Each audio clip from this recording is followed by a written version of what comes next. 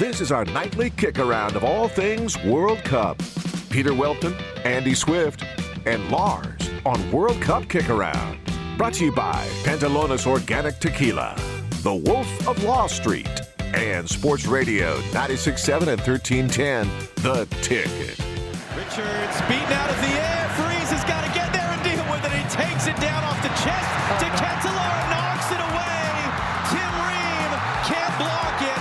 And unless video review says this is a foul from behind on Ream, it is a disastrous third goal to concede to Belgium. Welcome to World Cup Kick-Around and our coverage of Match Day 26 of the World Cup for Sports Radio 96.7 and 1310, The Ticket. Don't forget you can find out all the details about the show, how to listen to the broadcast, the stream, the podcast, whatever, over on our website, thekickaround.com. I'm here to my left, my good soccer talking buddy, and the most interesting man to your right.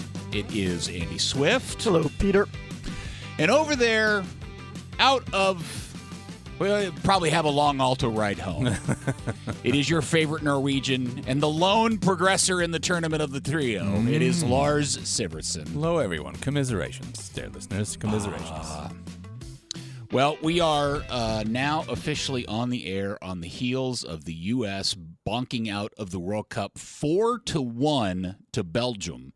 And I would say, Andrew, of all of the results that I thought were possible from tonight, this is not one of those. I did not see a 4-1 result. I called it a toss-up game, so I was way wrong. But I wish the team, I don't mind a tough loss against a good team. I just want your team to show up. Mm-hmm. And I just feel like today they didn't show up. Yeah, I mean, the betting markets had it as close to a coin flip as well. So that also, was, I'm not the only idiot. It was not an outrageous good. call. I felt the same way as well. I was quite shocked by the first 20 minutes, half hour of this. And the contrast is so extreme to how they started the tournament in the opening game against Paraguay. Yes, it helps a lot when you get an early goal like they did in that day. But I was so impressed with the right level of attunedness mentally and just the right level of aggression that they had in that and other games, whereas here they were just they seemed cowed by the occasion, to be honest, and that is a surprise because it's not what we've seen from this team earlier in the tournament. Yeah, it's weird. I really felt like, especially in the first quarter, this felt a lot like the 4 pre-World Cup games where they played Belgium and Portugal and Germany and Senegal, and they lost 3 of those games, and they were all marked by a lot of what we saw in this, which was their inability just to complete and do basic things. Yeah. And when they did make mistakes or switch off, the superior opponent capitalized on those mistakes, and that to me really encapsulates what went down today. Just seemed too easy for Belgium. Yeah. I mean, I don't want to take anything away from a good Belgium team because I think they were good, and they probably made the U.S. look a little worse than they actually were. But it just seemed it was too easy, especially as they defended it was a 2-1 lead when it was still 2-1, defending that lead. I feel like the U.S. didn't have any answers to how to simply get a ball through some passing lanes. Yeah, and just to, in the first 15 minutes, they were completing 75% of their passes, which means once out of every 4 pass was going astray. That's too many. And they weren't like long hoofs up the... No. They were turnovers in your own half. And well, this is terrible. Yeah, it's all the little things that were going so well for them in the first 4 games. All of the little interplay, the small passing, the progressing the ball up the field, dribbling. But let me, 100,000% credit to Belgium, and specifically their manager, who... my read on it is he made a lot of changes to this team, not just in the bravery of not starting some big star names, but also tactically. I think he really figured out the soft spots within the United States and capitalized on that. And it was simply a very superior, more experienced side showing itself today. He decided to go and try to match the U.S.'s running power and energy instead of start De Bruyne and just get an extra pair of fresh legs in midfield with both Onana and Raskin starting. That he hadn't done that previously in the tournament, and I do think it was more a case of the occasion getting to them, but they seemed outmatched in the first half hour in particular, and they seemed really stressed and were getting rid of the ball too quickly, just quite yippy. Like it was, it seemed like the occasion really, really got on top of them. And as much as I said after the Paraguay game, the opening game, that I was really wanting to know, I wanted to see the behind-the-scenes documentary of how they prepared, because I was so impressed with being aggressive and being in the moment but not being too aggressive. I now have a similar level of curiosity to wonder what on earth went on in the run-up to this game. And I'm a huge Pochettino fan. The listener will have noticed this, but I think he has to take some of the blame for this, because they were not in the right frame of mind when this game kicked off, and some of that is on the coach. Yeah, that's what I was going to say. The other thing missing out of all the things you mentioned, Peter, was the way they came out in those other games, just with such high energy, focused high energy, not crazy high energy like Canada, but focused and harnessed high energy. That was completely missing as well. And that goes to Lars's point about Pochettino just didn't have him up for this game or something. We can blame the coach by the players too. I'm just gonna go ahead and throw this question out here, because I know we're gonna get asked this question eventually, and you're gonna see it online. Does the drama of what has transpired in the last 24 hours play into this at all and in any way? I don't know. Like, let's take Christian Pulisic, who is playing in the biggest. I mean, all these guys are playing in the biggest tournament of their lives. But I mean, this is Christian's moment, right? Is that an excuse for him to come out and play as poorly as he did in that first half? It's not. I mean, even if all that drama you still. I don't think you can use it as an excuse. Yeah, I'm just the problem with the game for me is that, for 4 games, 11 guys showed up on the field and they all played well. Like we kept talking about in all of those games, even in the Turkey game, to a large degree, we talked about how, man, it's hard to say there's a guy on the field who didn't have a good game. Like there was a consistency in the quality across the 11 or however many on the field. And today, it's like the polar opposite. Did anybody have a good game for the U.S. today? No. Maybe not outright good. I thought, as always, Tillman does good things. But he also gave the ball away too many times. And I think the midfield is particularly culpable. Again, credit to the Belgians, who played with a lot of energy and moved the ball very quickly. But there were too many cheap losses of possession in midfield, and that'll just kill you in a tournament like this. Do you feel like the Belgians were exerted at all in this game at any point? No. I mean, the early goal helps, and Lars has been pounding that since the start of the tournament. These early goals make such a huge difference, and they do. And they got one of those, and it just they hardly broke a sweat. And I fall back on stats sometimes because that's like facts underpinning my opinions there. But in the first half, Tillman made 70% of his passes. McKennie made 67. That's bad for a central midfielder in a knockout game in the World Cup. Those are so many losses of possession, and that's going to kill you in terms of having to spend energy trying to get the ball back. Now, they did improve in the second half. They were safer with the ball. But you know why? You can't. Because Pulisic came off. Pulisic, that's making the runs around social media already. I've seen it. That Pulisic lost the ball 11 times in the first 45 minutes of the game. More than anybody else on the field, or probably more than Belgium collectively. Probably, yeah. I don't know. It just. I think not expectations, but the hope was at a certain level for this game. Expectation, hope, and to just be let down like this is quite the drop, right? I mean, if they come out and even if they lose 3-1, 4-1, it's 2 late goals, it's a tight game, they're in the game, they're playing well, you feel like, okay, there was something here. But didn't we just have this conversation the other day about how you would prefer your team to lose? Like, do you want to lose a last-second, deflected off header, in the whatever? Or do we have it off air? Off your hair. Yeah, no. Or do you want to get blown out in a game and just get dominated? Because here we are. Yeah, I think you want to not have the feeling you have right now, which is that the team didn't perform to their ability. That's what I was saying. Unpleasant. I don't mind if they lose 3-4-1, 2 late goals. It's 2-1 for most of the game, and they're in it and they're playing well and they're giving it their all. Not that they didn't give it. I mean, I hate to say that they gave it their all, but they're playing well. I just don't feel like that was the case today. No, and I think what the big question is, why was it so uniform across the entire team? Is that a reflection of A, the moment was just too big and they all were super nervous, or B, they were just playing a team that was better and not as nervous about the occasion? Or maybe it's C, both of those things. I think both of those things can be true. I think the trouble is I generally don't like amateur psychology, armchair psychology from people like us in radio studios because we weren't in the room and we don't know, and we will learn more about that in the coming days from interviews, I expect. We don't know everything? But I have to look at option A here. I think that this looked to me, and I stand to be corrected, but it looked to my eyes like a group of players who were not coping well with the occasion. Yeah, fair enough. All right, we're going to talk more about this here in the next segment. But first, before we go, we're going to do this, whether we like it or not. It is time now for Andy Swift's magically difficult World Cup quiz question of the day. So today's is going to be completely unrelated to the U.S. national team or any teams that play today. Could you just make it really easy? To keep things a little light. You guys should get it because I've already kind of given it to you guys off air.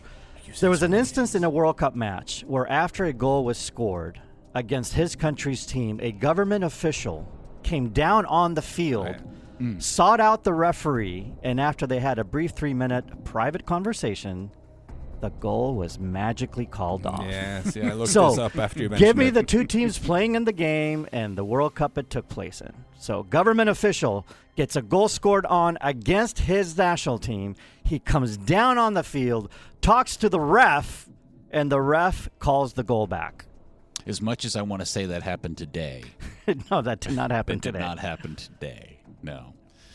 All right, that's Andy's daily World Cup question. We will answer it at the very, very end of the show because that's how we roll. When we come back, we'll dig more into US 1, Belgium 4. It's over, kids. Next on World Cup Kick-Around.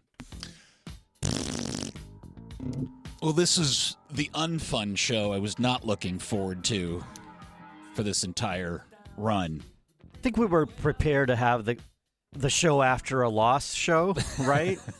I mean, I was. You guys were very optimistic at one point. No, okay. Sorry, that's unfair. No, we didn't, like, we never said it is impossible for the U.S. to win the World Cup. There's always hope.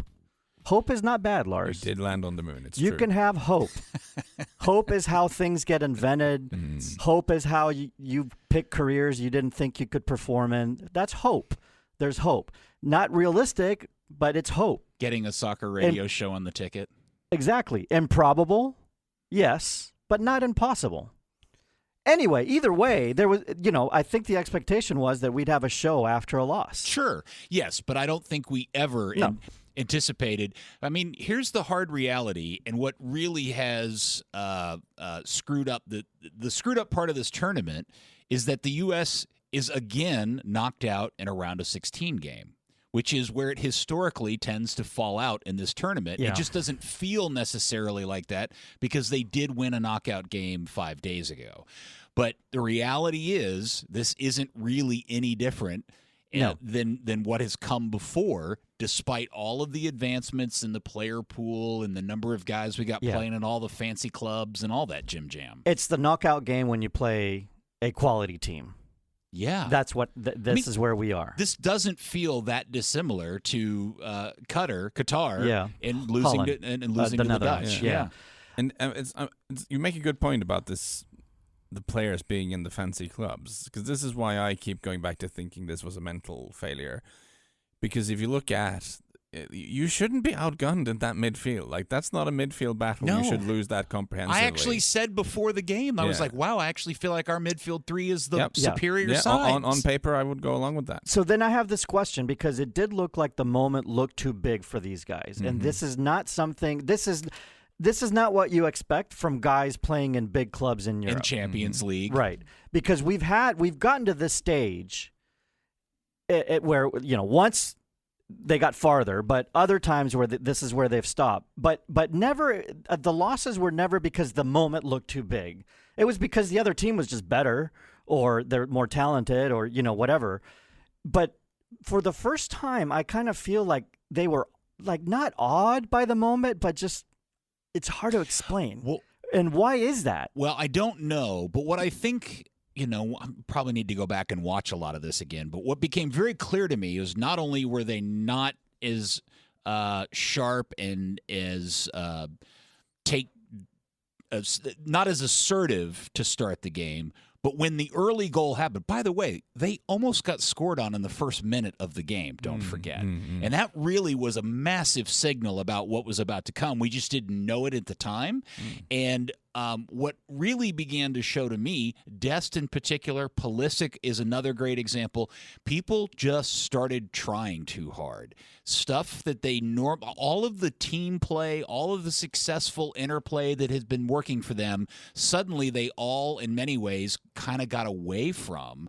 And that really, really began to catch up to them. And I think Belgium is an experienced and knowledgeable enough side to recognize the game scenario they finally found themselves in and went, we know how to do this. The Belgian national team's Twitter account, by the way, has just tweeted, "Overturn this." So nice. It's going to be brutal. I'm telling you, the next 48 hours. Which, as we said pre-show, I want to stress, I think is a shame for the players and the people directly involved in the national team. Right, you can't hold them culpable. I don't think they asked for this. Yeah. Okay, so I'm gonna bring up something difficult to bring up. And first I want to say, look, ultimately, I think this was a good run for the U.S. It was a good run. It wasn't the run that we expected. It wasn't the run that we wanted or that they should have had. Can I respond to that? Of course. At the beginning of the tournament, I'm not going to speak for the other two of you. I'm going to speak for myself. When I was asked repeatedly what constitutes success for the U.S. in this tournament, I repeatedly said you got to get out of the group. One, that's table stakes. Two, you got to win that round of 32 game, that's like getting out of the group. That's essentially getting out of the group. You've got to win a round of 16 game against a legitimate European side. That to me, because then that puts you in a game against Argentina or Spain or something, and then you really begin to dream, and that's where miracles happen. I mean, I said the same thing, and I predicted the team to get to the quarters, and that was a bad prediction. So I don't think you can call this a good run. I think this is... But the fact that they won as many games as they did, that's never happened. I mean, there's some things that were first. Sure. Lots of goals scored, winning as many games as they did. Playing I know the Lars, way they played. Yeah, the competition was weaker, but you still have to win and score in those games, right? I mean, you still have to take care of business, and they did that because many times they didn't, right? So at least we've gotten that far that they're beating the teams they have to. But...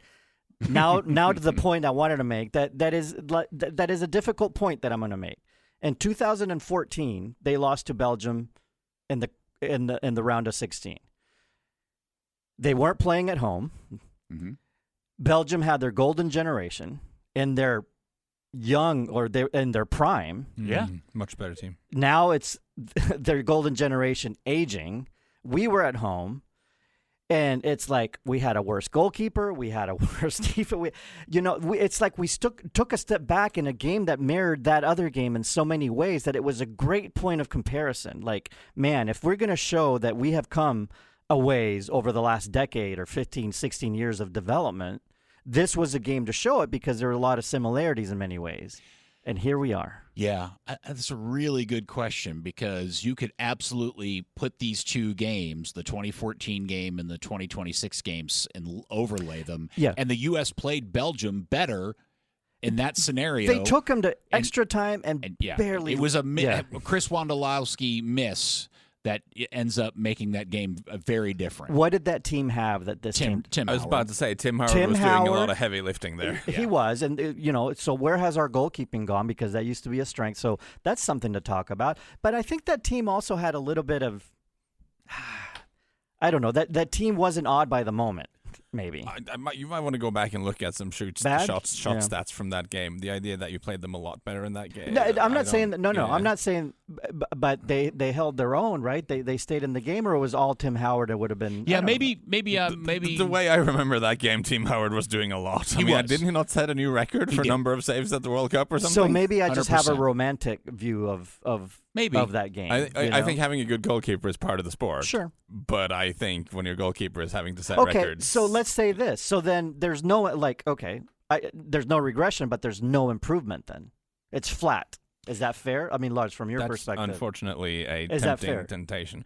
Just looking at, maybe I'm romanticizing this team, but looking at the lineup you had on that day, kind of feel like you had more big characters back then. Well, then we go back to the point I was trying to make. Is that the team something I would throw to you. Sorry, as someone, you guys watch the team closer than I do. I'm more of a neutral observer.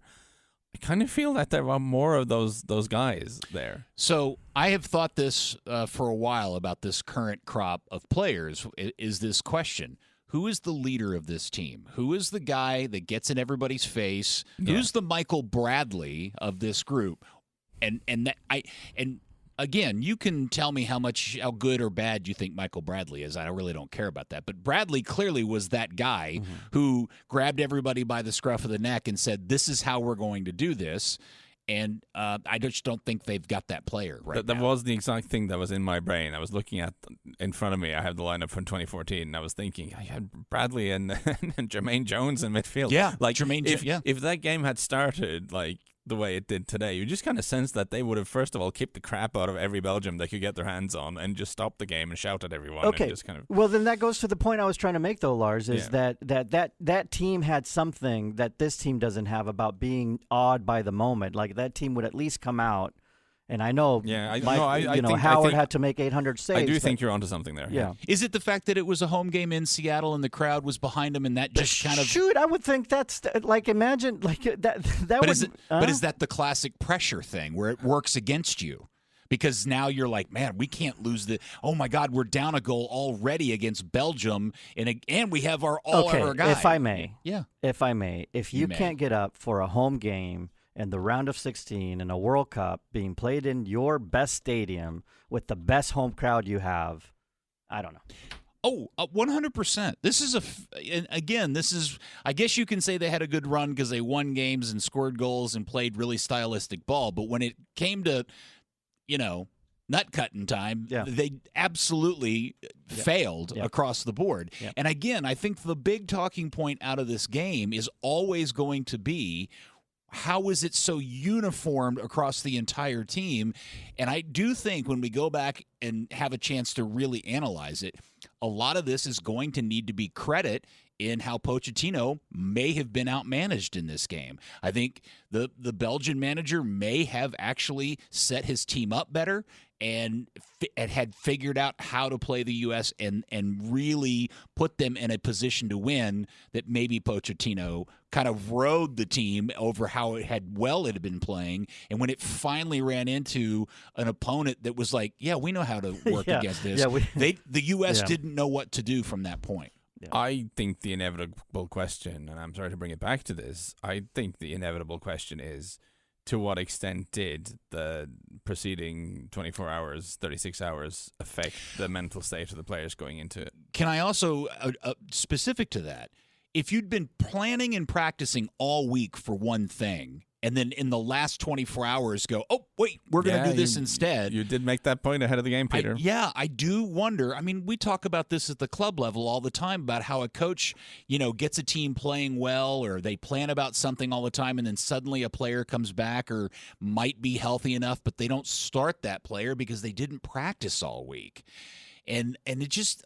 Again, this is going to be part of how we dissect this whole deal, because the real oddity to this was just how universally dominated they were in this game. Mm-hmm. And I'm going to ask the question out loud, where are we on Pulisic? Because this was Pulisic's moment, and he gets kicked or kicks himself, and I never want to be a guy that questions a guy's toughness, but either he just is the most unfortunate injury-prone guy, or is he one of these guys that we talk about in sports, not exclusive to soccer, who just doesn't know how to play injured or hurt with pain? Yeah, I mean, is that unfair? No, it's a great question. I mean, you can be a fragile player that you just are more injury prone, and it's not your fault. Lars, what is that I'm thing? extremely hesitant to pass judgment on professional athletes and their pain threshold and what they can and can't play with, because that is so far beyond the realms of my personal lived experience that I feel like I'm on very thin ice even uttering an opinion on that. But is there not, across the spectrum of the sport, those types of players who are willing to play through something that other players are not? That is the case.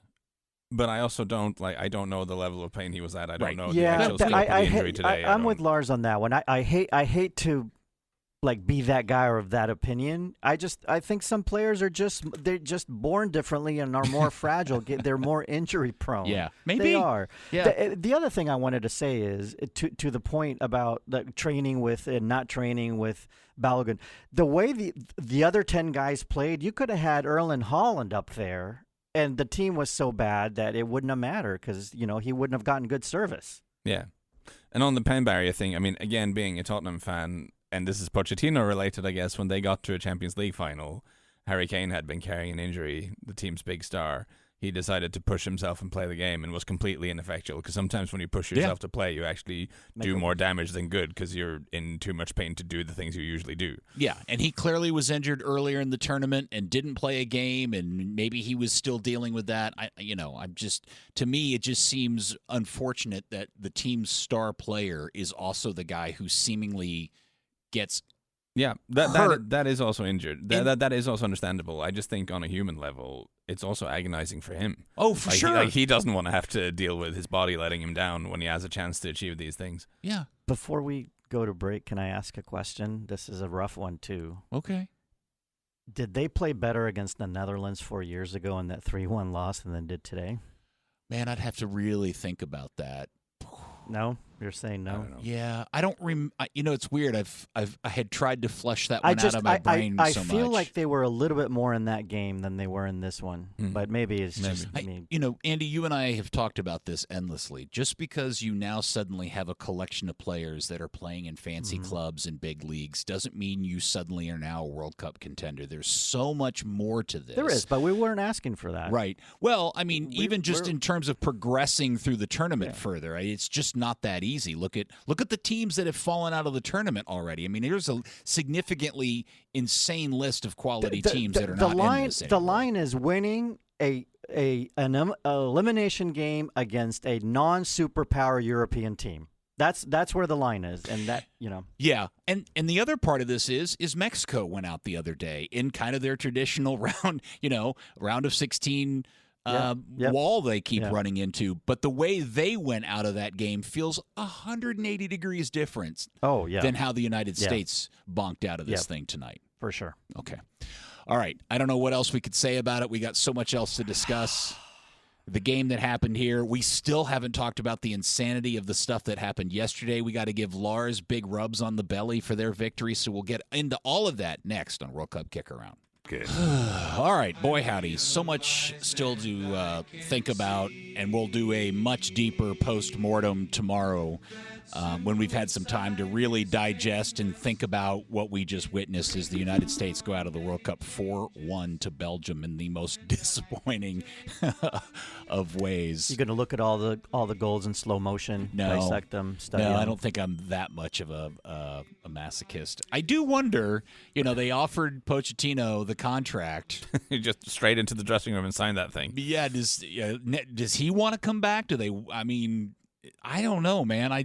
That was always the oddity of that action. Like, why are you doing? Why are you handing? I agree. Yeah, it's like England offering Tuchel an extension back in February. Yeah, but it was even weirder timing. Because that was a strange moment. We'll see in the coming days if he stays or no. I mean, there are a lot of things that I think Pochettino did really, really well for this team and improving them, and I think because he didn't really get a full cycle, I think I would be okay with them bringing him back. But man, I feel like I need to sit on that for a little bit. Yeah, It would be interesting to see what he would do with the team over a full cycle, because he's probably been a little bit in panic building mode since he came in late this time. But I don't think it would be the worst thing in the world I mean, the question is, who do you replace him with? if you don't bring him back. If he, well, or Jesse if he- Marsh doesn't want it. Oh. He's Yeah, been pretty no, clear I- about that. Coach Yeah, Jesse is don't call unavailable. Jesse. Coach Jesse is not He's available. off limits. F that guy. I do. Well, the question is, he may choose to go somewhere else. He may not want to go. There, you know, there are other opportunities out there probably for him to do. And I would say, he didn't really say much in the post game press conference we heard a few seconds of with Jenny Taft. Did you pick Well, any? that was just a post game interview. The press conference, I Oh. guess, is happening right now. It was a 90-second interview, but he did say that we didn't connect with the game from the beginning, which I think is a more succinct way of saying what we said the entire last segment, is that they just weren't there. And I guess the more interesting question is why that happened, but that's a hard thing to answer in a 90-second post-game interview anyway. But I don't think he was asked whether the tumultuous run-up to the game had any effect, which I think is a bit of an oversight on the reporting side of things. You know what's going to happen? We're going to get an HBO 5-part special in the lead up to the 2030 World Cup, and this entire thing will be eliminated. Yeah, exactly. We'll be skipped. And then they unfortunately lost to Belgium. And No, we move on. there's fallout now that is going to come about because of that incident, but we'll talk. That's for another show. Yeah, I mean, subbing on Reyna when he did, and I mean, Dest was so bad and was all kind of off in his own. I know we weren't going to do this, but I'm now these things that I it's hadn't starting thought to- of. Well, it's to a percolate. preview for our postmortem tomorrow. Yeah. We'll have a postmortem. This is always tomorrow. the hardest part of doing this type of Yeah. show is you just don't have any time to It's really not ready yet. Yeah, you need to bake on all your thoughts and stuff like that. I imagine how the players and the coaches feel when they get interviewed 90 Yeah. seconds after full time. That's a Like, very good point. I have done that job, and I've seen it is a terrible thing to do to You've people. told us some stories. They've just run around for the players have just run around for 90 minutes and had an extremely sort of emotional highs and low, and then there's some twerp with a microphone asking them questions. Like it's not. Was that you? Would that be you? Oh yes, Okay. I've been that person. I was trying to figure out if the fact that all three host nations falling out at the round of 16 is a surprise. Collectively, yeah. I mean, to me it is. I've expected either Mexico or the U.S. to advance to Yeah. the quarters. Okay. Yeah. Yeah. Wild stuff. Yeah, All right. There was a game here in Dallas today. and- I want to hear Andy Swift on this game. Yeah, we all got to watch the end of Ronaldo. Let me set this up by saying that a friend of mine who's not a big soccer supporting person messaged me, saw this game, and sent me the message, "This game could have been an email."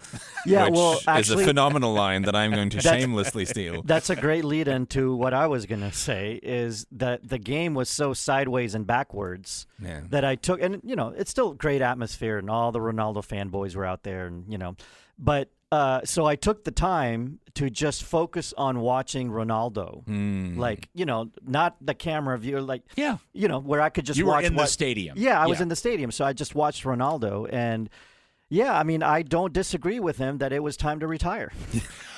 Well, the crazy part about this game that just first off, I completely agree with you. I'm pretty sure a record was set of the number of backwards and lateral passes made in a World Cup game between two opposing teams. Yeah. It was ridiculous.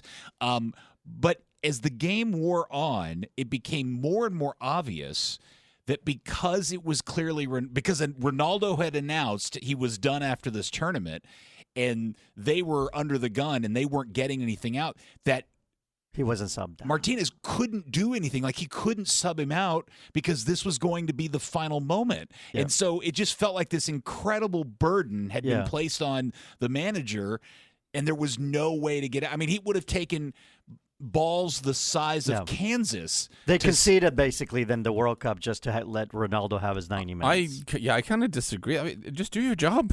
Set up the team in the best possible way to win the game. That's what you would do. That is not but what having Peter is Ronaldo saying, on the field. Right, yes, right. But that's not like what Peter's saying is Martinez just thought differently or went in a different direction. It's hard to. I understand he is one of the most famous people in that country's history, full stop. Just not even just probably sport, yeah, pretty much.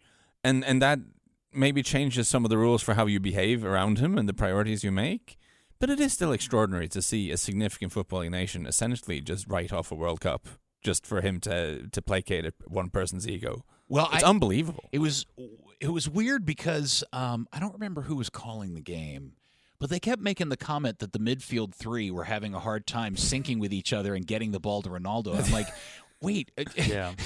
are you really wanting to pin this on those three guys? In my pre-tournament, my only defense that I could come up with for Ronaldo was that they didn't have options because Gonzalo Ramos hasn't really been playing for PSG. Yep. And then he comes on and scores. Yep. The option is right there. Man, somebody today posted the stat of the number of World Cup goals and World Cup minutes between him and Ramos. Yes. And I've got it in front of me. Oh, yeah. So over the last 2 World Cups, Cristiano Ronaldo has played 732 minutes up front for Portugal, 732.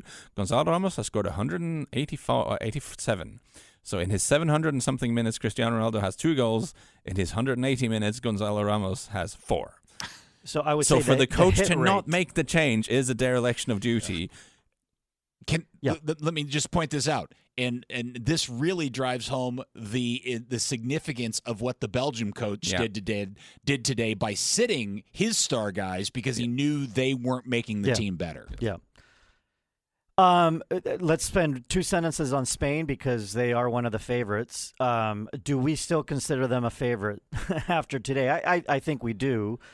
They create chances. I was telling this, Lars, off air. They create chances. I was there and able to appreciate, being able to see the whole field. They're good about getting to the point where they create a chance. They're not good at converting the chances. They are the final action for the Spanish team, and it's historical in World Cups. I know, Lars, you don't like to go back to history, but it's historical in World Cups. Spain just has a hard time converting chances. I don't know why. Yeah. Again, I don't think the dudes up front now, whatever was going on in the 80s is super relevant for them. But I will say, there is just a personnel thing here. Oyarzabal is an honorable player and a hard worker and a skilled footballer, but he is no David Villa in front of goal. This is clear. No, they had one World Cup where they were the lowest scoring team to win a World Cup, yes, by the way. That was the other thing. So they barely converted enough chances in the World Cup they won. But other than that, Spain, historically, going back to the last World Cup, the one previous to that, they're not good about converting chances. And the caveat for them winning the World Cup, which was my call, was that Lamine Yamal needs to have the tournament. And he came into it half injured, and he's looking like he's not 100% there just yet. He's a young guy. An entire country shouldn't be resting on his shoulders, but here we are. And I do think that is the thing. They're still through, but for them to take the next step, Well, that and the Nico Williams situation, because they really are a different team when they've got those 2 wonder kids on either side in their front line. And it is, but the way they won that World Cup without scoring many goals, Brendan Rodgers, former Liverpool manager, coined a great phrase. He called it death by football, which is when you just have the ball all the time and you just kind of strangle the game completely and you don't even need to create anything because the opponent can't do anything. And they're not as extreme, but they still have a common mental picture of how to do this stuff, how to create angles for each other, how to keep the ball that goes above what any other team in the tournament can really do. Amazing stuff, and it was wild because, it's always in a very tight game between those two because it's a classic case of 2 sides that know each other so well and how they're going to play. It almost becomes you know what I'm saying? Yeah, it's gridlock. Yeah, it's just because the 2 teams are so familiar with each other, it just becomes a bunch of nothing, and that's what we got today. Yeah, so sure. Spain moves on. They will now play Belgium, and Ronaldo, at least on the national team level, claims he is done, and they are out as well. All right, when we come back, man, yesterday was ridiculous monkey bunkers, and we'll talk about all of that next on World Cup Kick-Around. Man, I'm just sitting here. I don't know why I'm reading the comments. I shouldn't do that. I don't recommend it. But at the best of times. The one stat, and I probably should fact check this before I repeat it, but somebody tweeted out that Christian Pulisic has left injured in is it 3 or 4 of the 7 World Cup games he started. That's unfortunate for him. I feel his pain. Well, not literally, but spiritually. It's bad luck for the U.S. to have that happen. And don't think what you guys just did in that studio has gone missed by me. Smart asses. They've gone missed by me. We will obviously have a much deeper dive into the destruction of the U.S. and the end of their tournament on tomorrow's show. But, man, I just to kind of change the mood and to feel good about something, I really want to spend some time talking and letting Lars express his emotions. I mean, I don't know what I saw yesterday, what I heard. By the way, your giddiness, I heard with the Football Weekly guys on today's episode of their podcast. That's a new level of giddiness I've never heard out of a Lars. You also weren't. I mean, you should have been there to hear me cackling like a hyena for the last 10 minutes. By the way, I'm so bummed that Holland had that late goal, and I was getting my phone ready to roll to put it on Lars. But you don't want to start rolling too early because then you got too much and you got to edit. So I was kind of waiting, and then Holland goes and scores this late goal. And I turn around, I'm like, okay, I'll just start taping Lars. He's on the floor. I was very much on the floor. I sat down. He's literally on the floor. Were you drunk? Nope. I had a podcast after the England game to record with someone, so I was off the booze for the whole evening. That's every game that Norway wins and that they keep advancing, we get a new layer of Lars. We get a new emotional had an involuntary physical reaction, which involved sitting down on the ground like a child. I'm sorry. I apologize, Lars, for making this about me. Okay. But what Norway achieved yesterday versus Brazil is exactly the kind of thing I was hoping and expecting out of the U.S. today against Belgium. Yeah, I know what you mean. It's the feeling of like overcoming something that has been a barrier. Yeah. The wild thing for us is that was Ivory Coast. That was us overcoming a barrier. I don't know what this is. This is a whole new thing now. Well, you are undefeated against Brazil, so maybe you haven't overcome anything. You've just kept going. Yeah, no, there's so much to say about this, and we don't have time to say any of it. But it's just one of the big things. So Holland spoke really well again after the game. Like, he's becoming a much better public speaker, and he made one super interesting point. Which might, if I am tapped to do another piece for The Guardian, it might form the intro for that, I think.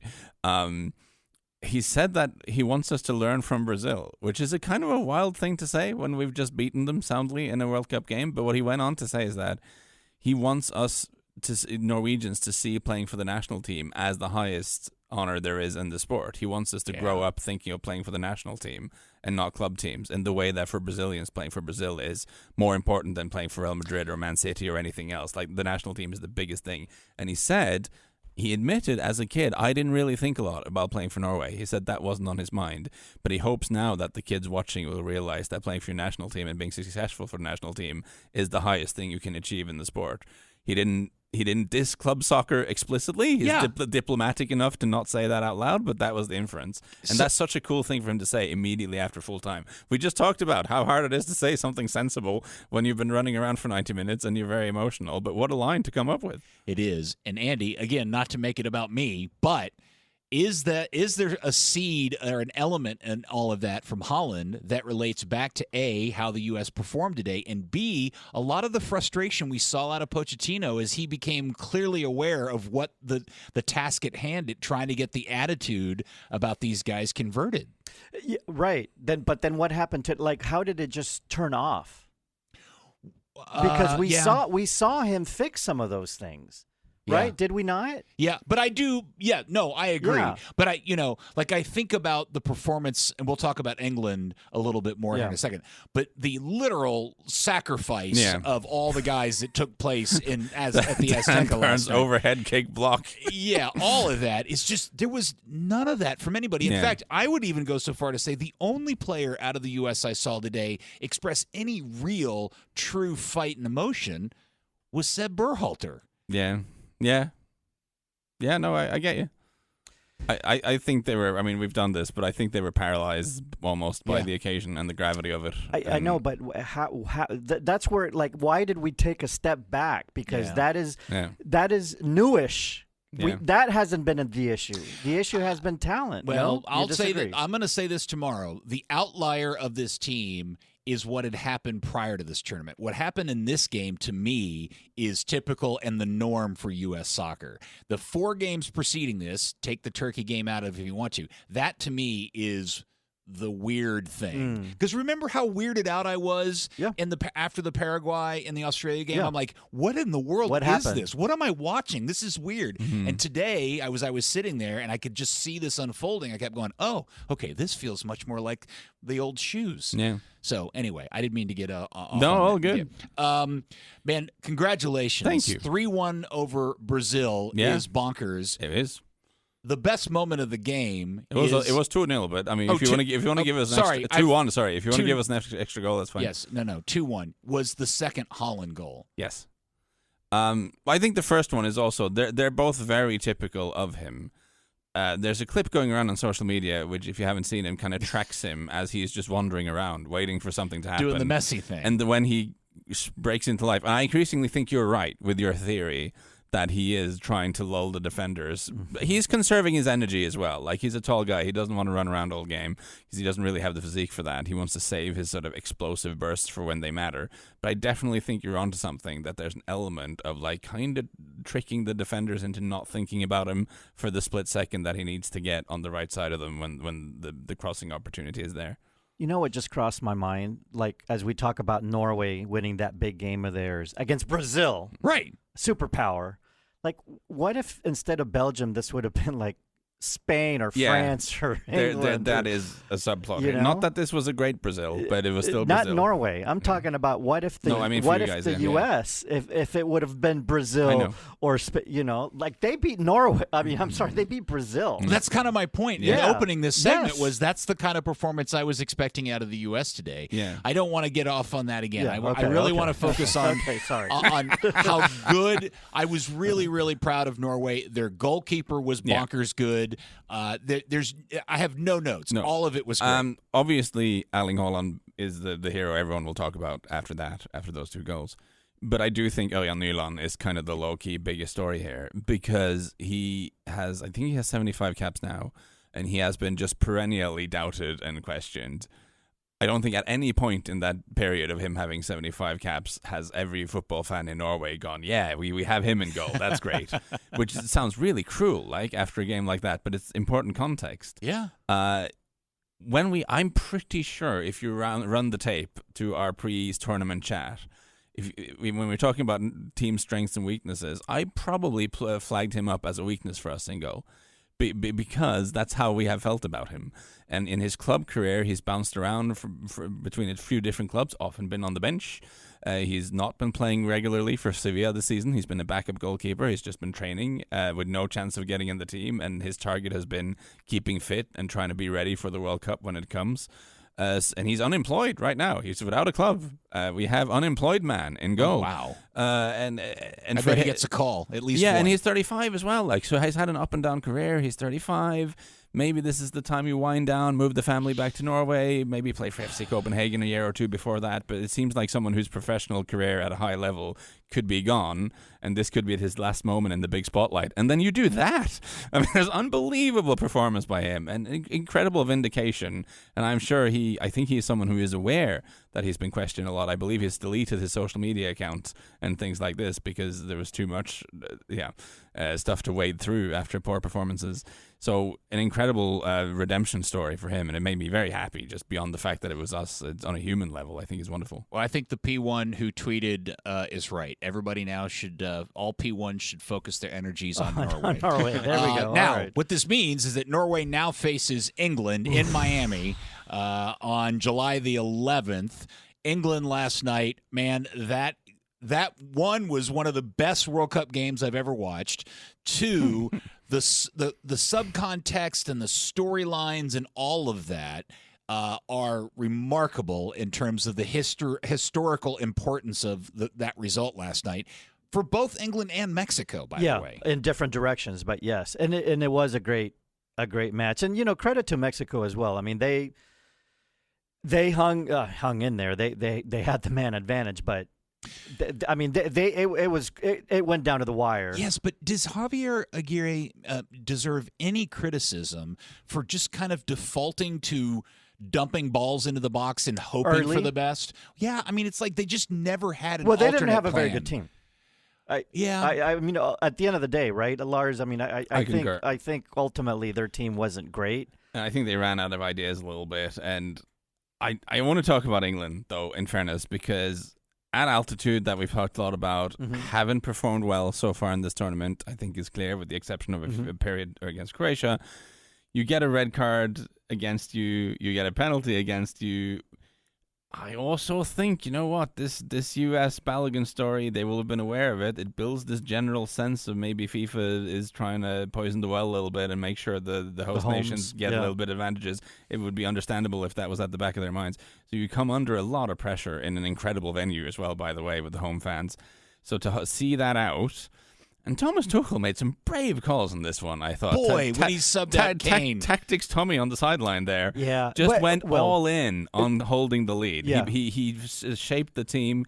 He completely surrendered midfield, went 3 guys at the back, Big Dan Burn on, took off Kane eventually with 10 minutes to play. It was clear that if they had gone to extra time, they would have been screwed. Yeah, They would have they no were done. chance. In extra time, they were done. A man down, elevation, all that blah blah. So he went all in. So he had to. We're not going to score another goal here. We're not going to survive extra time. We are going to bunker down and survive. He had to, but he did. So many coaches know they have to and don't. Martinez, Portugal.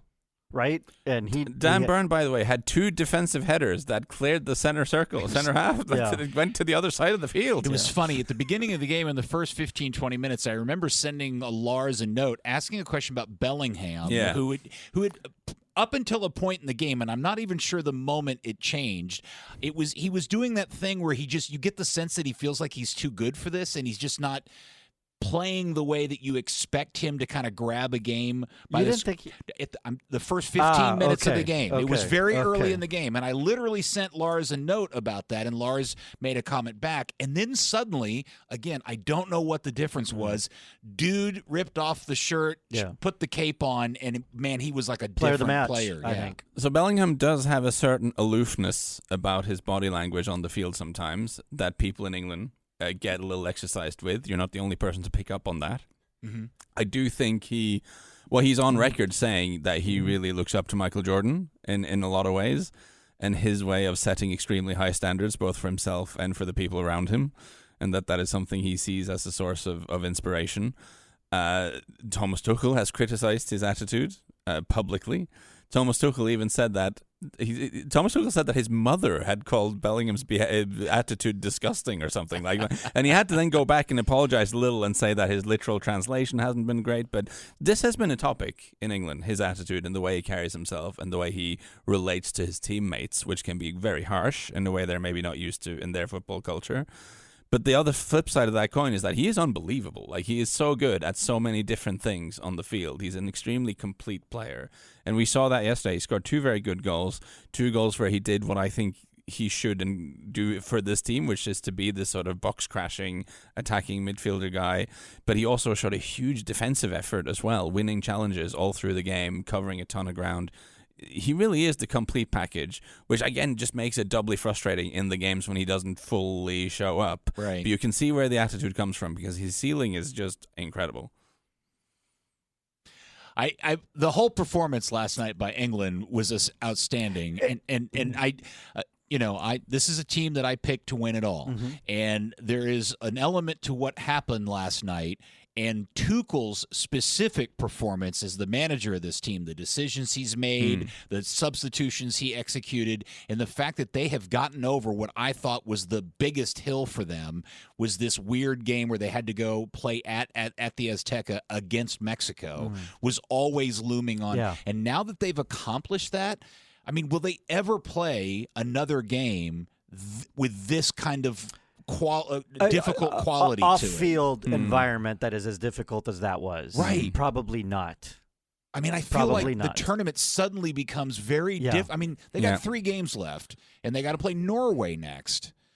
Yeah. But again, that's also a game that's going to be in the humidity. And But I mean, that's not Norway's strength by any means. That's my point. Yeah. No, it's not. It's not a strength for any of us. Yeah, Could be a lot of right. sweaty men on that Sure. pitch.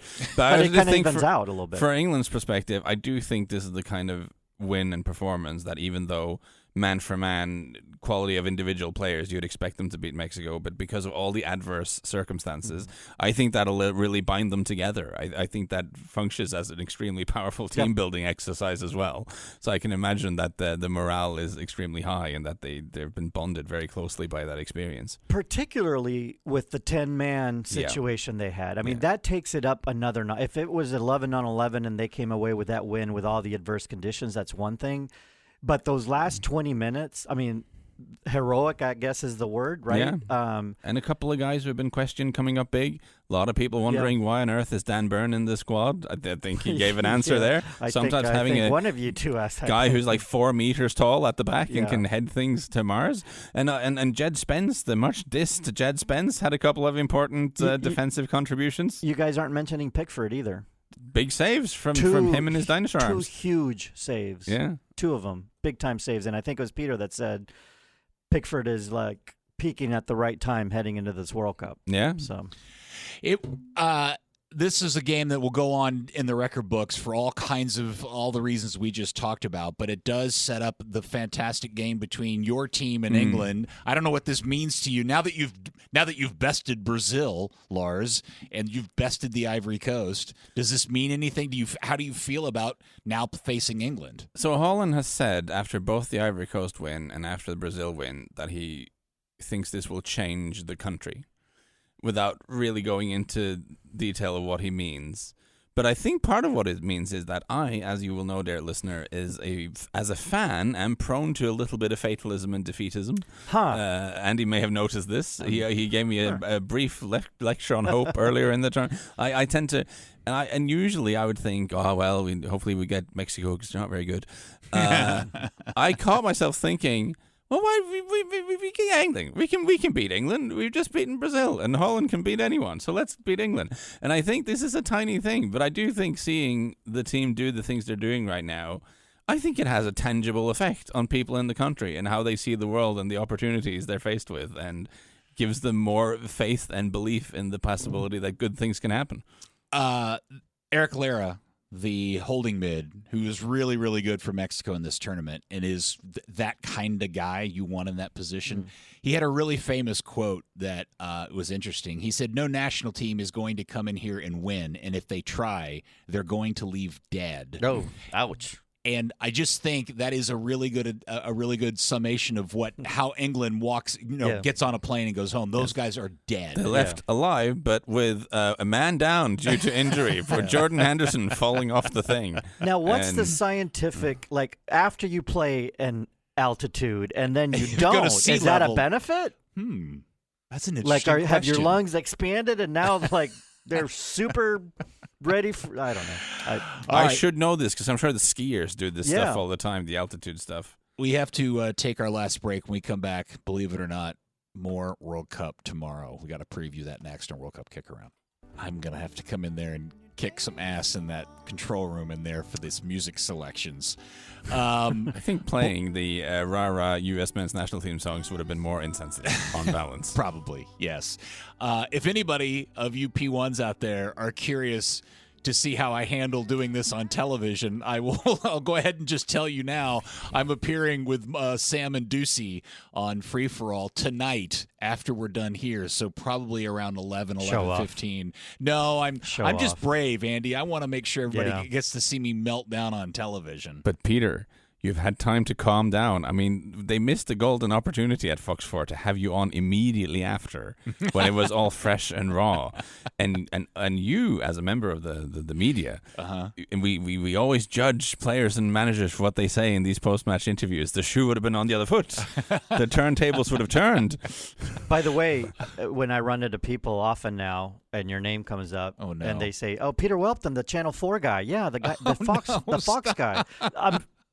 I'm serious. Like, yeah, Peter, the TV guy. Yeah. Have either one of you seen the TV commercial with the yellow cards? No, I haven't seen it yet. I don't want to show them to you.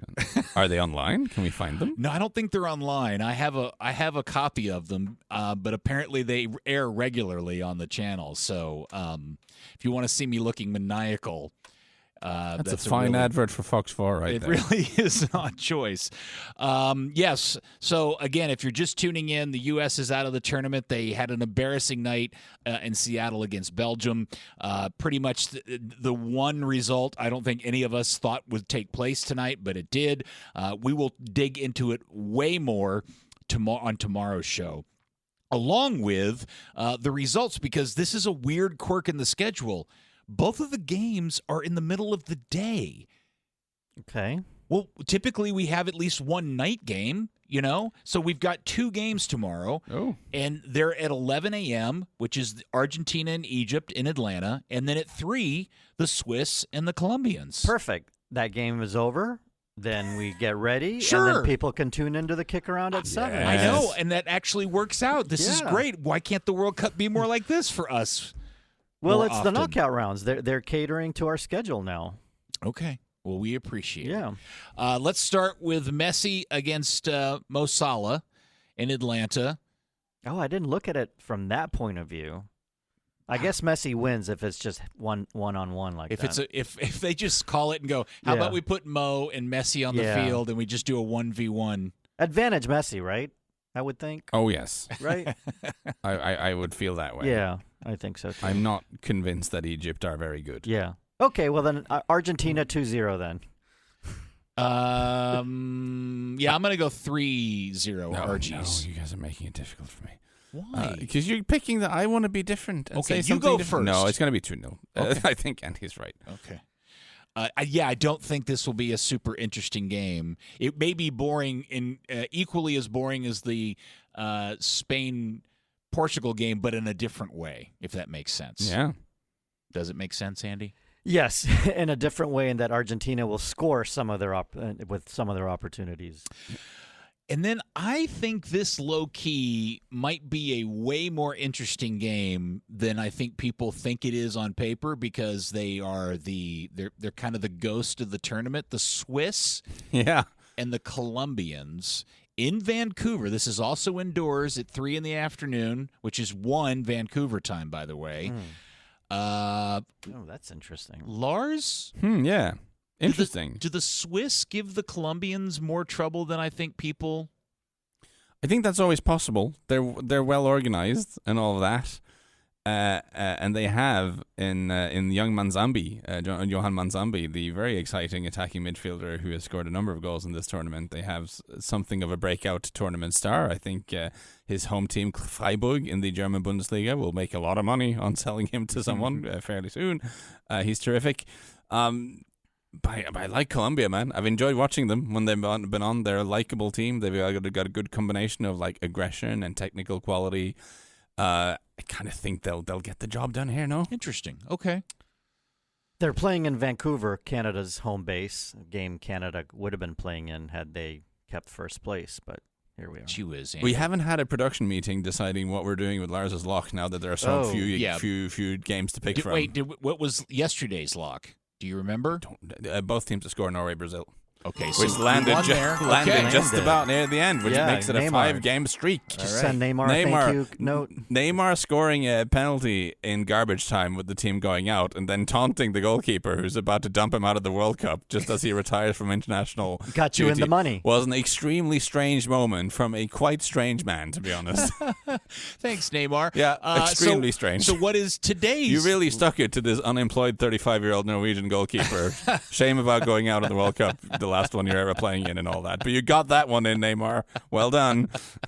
Man, What a guy. Norway Lars is coming through. isn't it? foolish- I love foolish I man. like Viking smack. It's pretty awesome. Norway Lars. But this is nonsense. Anyway. Yeah. So of I'm course. going to go back to the point at hand. What is your is there a lock here? Oh, you know what? No luck. Okay. Do you have a score? I don't feel confident about. But listen, this is kind of my. You're on a winning streak, Lars. Yes, and this is my run home to mommy bet is typically finding if you're like not sure but you need to find something. Then The money line. No, goals. I will default to. I will often find if it's a difficult field and you, for contractual reasons, have to find something. Then finding both teams to score prospect I like, and generally the knockout games have been a little tighter, so that's a little bit creepy. But I think Switzerland have shown enough going forward that I am confident that they can breach the Colombians at some point, and you would back the Colombians to score goals because they're a front foot, type of team. The fact that it's up in Vancouver, it's not going to be very warm. It's an indoor stadium. Right. Let's go with both teams to score here. Both teams to score, and do you have a predicted result of Switzerland-Colombia? 2-1 Colombia. 2-1 Colombia. Andy? I think the Swiss are going to prevent Colombia from scoring more than one goal, but both teams will score, so I will win Lars's lock, but it will be a 1-1 draw, and the Swiss advance on PKs. Ooh. Whoa. That would be a monumental upset, Andy. It would be a big upset. Because, wait, hold on. I want to make sure I'm looking at this correctly. Because if that is the case, they would end up playing the winner of the Argentina. They'll end up whoever wins. Because I've been baking on the idea that I really want to see Argentina and Colombia. Yeah, and Colombia's one of your 18 dark horses. They are. That you had. Yeah. I had three. Sir. Okay, 3. Well, hey, Lars had one, and I had one. Okay. See, and the atmosphere was a little tense earlier, but now Andy's back making jokes about all of Peter's dark horses. I feel this like we're coming back. from the guy that has feel like the 11 KickAround is team back. national teams he supports. Fair. That's my thing. Right. Your thing is having 3 dark horses. horses. Okay. 3. Go Norway. Norway was one of them. So the other thing I'd consider for the lock tomorrow would be Argentina and both teams to score no, because I don't think Egypt are very good at attacking. But after that Argentina-Cape Verde game, I don't know what to make of the Argentines, very so good I'm point. staying well clear of that. Lars, you had 2-1 Switzerland, Yeah. right? Okay. Yeah. And Peter. 2-1 to Colombia, sorry. Oh, Colombia. Sorry. Okay. I'm going to give out a weird score. I'm going to say it's 1-1 at the end, and Colombia wins it in added time 3-1. Okay. Well, You can come back and make fun of me tomorrow if this doesn't pan out, but the gut instinct tells me this is one of those games that'll looks a bit drab on paper because it involves the Swiss. Yeah, but that's what I was saying, But yeah. I think it might turn fun. okay. This is what I'm Well, I saying. hope I think so. Colombians bring enough chaos for everyone. Okay. Yeah, and I think the Swiss are better than I remember, Yep. which is probably what they've been wanting to try to pull off this Could be entire wishful time. thinking for me wanting to have some fun with them tomorrow afternoon, but we'll see. We can reconvene tomorrow. It I'm is now sure. time to deliver as promised on the answer to today's Andy's World Cup quiz question. This is the instance, you guys know it because I've already told you guys, in the World Cup match where a government official came down on the field in the middle of a game after his team was scored on, his national team was scored on, came down, got past security, blew past security, went to the referee, called him over, whispered in his ear. They had a 3-minute private conversation, and the goal was magically called off. Give me the two teams playing and the World Cup it took place in. I'm pretty sure I know. Do you want to go first, though, Peter? Yep. No, I think we both know it. Okay. You want to say it at I the same time? believe it was a Kuwaiti prince Yes. who came down, and it was Kuwait versus France, Correct. if I'm right in saying. Yes. And I believe the situation was a goal had been scored after the defenders thought they heard a whistle and then stopped. Right. So there was some kind of injustice there. Yes. I believe France won the game by a lot of goals anyway, so it didn't really matter. 4-1. And I would like to take a stab at the tournament being in 82. Yes. Correct. 100% Boom. got it all because I think you went and did a deep dive, Yeah, right? 'cause you mentioned it, so I looked it up a couple of I days think ago. it's an interesting moment in World Cup history. The Prince came down. The whistle happened on the field. This is before VAR. He acted as the VAR. He came down and said, referee, VAR has determined, my eyes have determined that the whistle blew and the game should have, 82 was in what country? Spain. Spain. Yeah. So this had nothing to do with Spain. This was France and Kuwait. Fascinating. Yeah. And then France proceeded to score a bunch more goals anyway. I'll just admit I would have gotten that incorrect. Okay, well then. So I'm just Lars takes the 2-1 lead in the I think he takes 3-2. 3-2. Yes. Okay, 3-2. 3-2. 3-2. Yes, but I already have my pen, so I don't know if I care anymore. So this is back in the day when government officials would actually come down on the field instead of making phone calls. So Why couldn't we have had that happen today? there were telegraphs in 62. Yeah. The Brazilian president sent a telegraph in 62. Okay. But these days, we don't have telegraphs. Wasn't there an Argentinian? I think we probably do have telegraphs. People just don't use them. Yeah. See, I was going to guess. Are you someone who uses the telegraph, dear listener? Write in to the KickAround. Am I wrong in remembering that there was an Argentinian prime minister, president, dictator, or something that went down to the locker room? 78. That would be in 1978. And that was the Argentina World Cup. And he stomped his feet about something? Yeah, he went in and things were money traded hand. I don't know. Those are rumors. That All World I'm- Cup had all kinds of issues. All I'm hearing here is a club that you really don't want to be a member of. Argentina? All these dudes. Governments. Yeah. Dictators. All these Dictators, dudes. yeah. And yet here we are. Kuwaiti princes. Whiny politicians pushing around themselves. All right. Well, I keep saying it, but oh, what a day. The U.S. is out. I think I'll sleep tonight after I do some television and cry on TV. But we'll make the best of it, guys, won't we? If we still have the rest of the World Cup to come. It's been such a good World Cup. Admit it, you're going to get better sleep tonight after this loss than if you had lost like PKs or something dramatic. And maybe, because Right. I'll cry myself to sleep. Okay. Very much appreciate everybody for helping with the show. Dixon and Jay and I forgot his name. Sorry, everybody. Matt, thank you. P1s, we'll talk to you tomorrow on The Ticket.